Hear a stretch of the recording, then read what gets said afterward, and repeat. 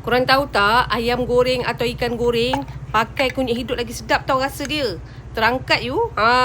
Ini terlalu banyak pula kita letak ya. Kita kurangkanlah sikit kau gaulkan aja. Macam biasa kau nak goreng tu, cuma kau tambahkan kunyit hidup. Rasa dia lebih terangkat you.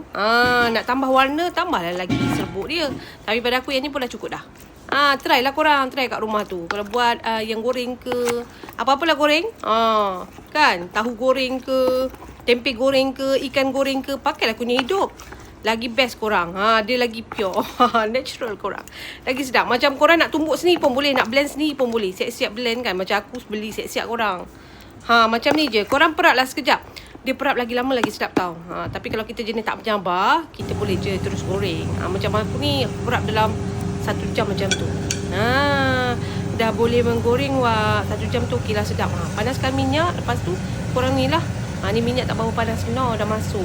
Cepat sangat masuknya. Senang. Masukkan je lah korang. Macam biasa kita goreng. Kita goreng macam biasa. Ya. Tak payah minyak apa terlampau banyak pun tak apa. Cukup-cukup je, pakai-pakai dia je. Try lah korang. Memang sedap rasa dia. Tambahkan sikit kunyit hidup. Itu rahsia lah ya. Rahsia mak-mak kita dulu berapa sedap kan. Itulah rahsia dia. Tengok nampak rangup lah.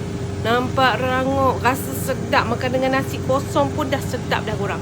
Try lah. Cuba kat rumah. Korang nak lagi rahsia-rahsia atau resepi-resepi yang best, korang subscribe Subscribe. Kita nak share lagi resepi-resepi yang sedap belaka.